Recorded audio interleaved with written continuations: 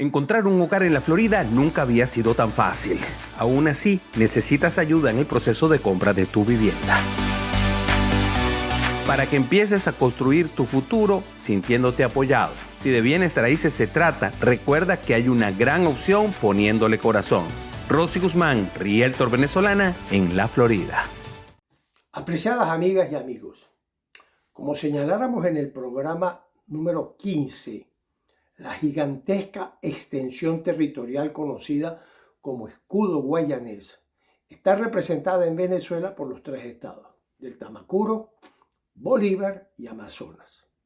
En los 8 programas anteriores, desde el 15 al 22, presentamos una exhaustiva revisión de lo que sucede en el estado Bolívar. Hoy vamos a iniciar una serie relacionada con el estado Amazonas. Permítanme, como siempre, en una forma muy condensada, exponer algunas de las singularidades de este territorio.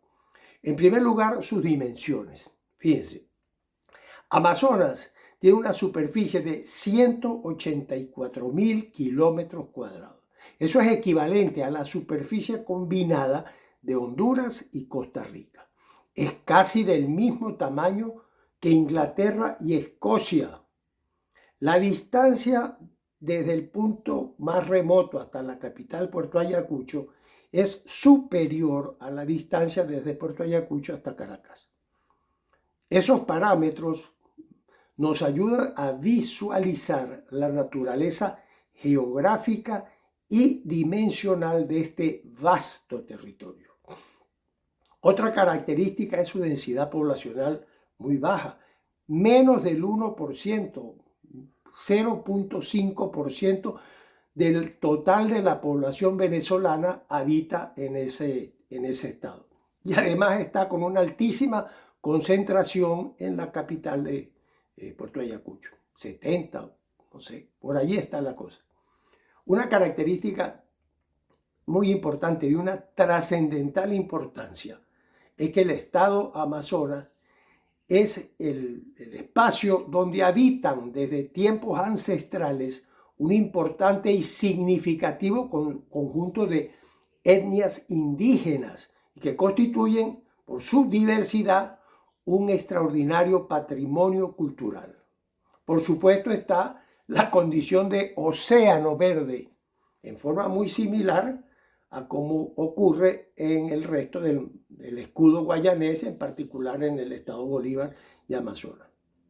Para los propósitos de este programa y desde la perspectiva del conocimiento ambiental, digamos que será solo después de la publicación de la monumental obra ya referida, Viaje a las regiones equinocciales del nuevo continente, que recuerden que nos referimos a ella en el programa número 6, donde su autor, el barón Alexandro de Humboldt, narra las experiencias de su expedición, caracterizando sus más evidentes expresiones culturales y naturales.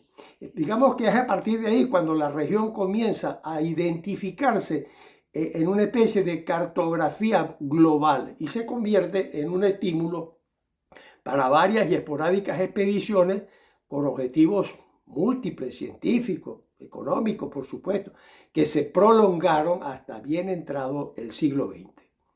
Así las cosas, es a partir de 1960, como ya lo señaláramos, cuando se inicia en forma ordenada la política hacia los espacios al sur del Orinoco, que reseñáramos ampliamente a partir del programa número 15. En ese año se crea la Reserva Forestal del Sipapo, exactamente en 1963, y que bien podría considerarse la primera acción pública de gestión ambiental. Pues adicional a la valoración específica del potencial maderero, pues hubo la voluntad de conservar las fuentes de agua de los ríos que drenan esa región específica, el Sipapo, el Guayapo, el Cuao y el Autana. En 1970, el Estado asumió con la creación de la Comisión para el Desarrollo del Sur, que se conoció por sus siglas de CODESUR, un programa denominado La Conquista del Sur, y que estaba conceptualizado en los parámetros del paradigma del desarrollo vigente en aquella época, 50 años atrás. En el marco de ese programa, digamos, se realizaron inventarios generales y sistemáticos de toda naturaleza, de recursos naturales, geológicos, de suelo, de vegetación, de fauna, utilizando las tecnologías cartográficas más avanzadas para la época y que obviamente permitieron elevar sustancialmente el conocimiento sobre la región. Allí se incluyó una amplia gama de estaciones climatológicas e hidrográficas de toda naturaleza. Bueno, el resultado de esos inventarios puso en evidencia la enorme fragilidad de esos espacios naturales y por las razones que hemos ampliamente señalado en todos nuestros anteriores programas. La vulnerabilidad de los suelos, que hoy en día es una realidad, nadie lo discute, pero en aquella época quizás no. Bueno, eso llevó a redireccionar este programa con la implantación de modos de desarrollo que fueran más compatibles con la realidad. A partir de 1974, digamos que esa redireccionalidad no tuvo exenta de complicaciones políticas que no vienen al caso señalar. Digamos que en 1977, con la creación del Ministerio del Ambiente, se inicia una política de Estado con dos grandes componentes. En primer lugar, el carácter predominantemente conservacionista, expresada, entre otras cosas, con la creación de un conjunto de áreas bajo régimen de administración especial, las ya mencionadas ABRAES.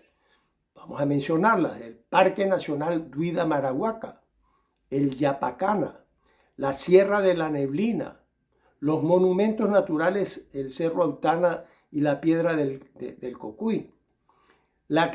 Posteriormente, la incorporación del Parque Nacional Parima-Tapirapecó, la Reserva de Biosfera, muy importante, del Alto Orinoco, Cassiquiare, y las zonas protectoras, por ejemplo, del río Cataniapo y de otros ríos, además del conjunto de monumentos naturales de las formaciones tepuyanas, que ya nos hemos referido a ellas.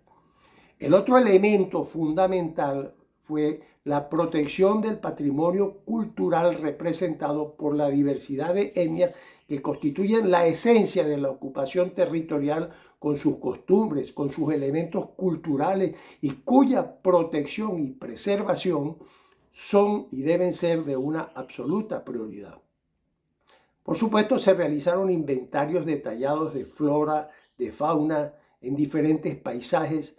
Se estableció el aprovechamiento de recursos naturales con criterio científico, la ordenación del territorio como un elemento de estrategia para sustentar esos modelos de desarrollo, y sobre todo se emitieron instrumentos legales, entre los que destacan la prohibición de la minería metálica.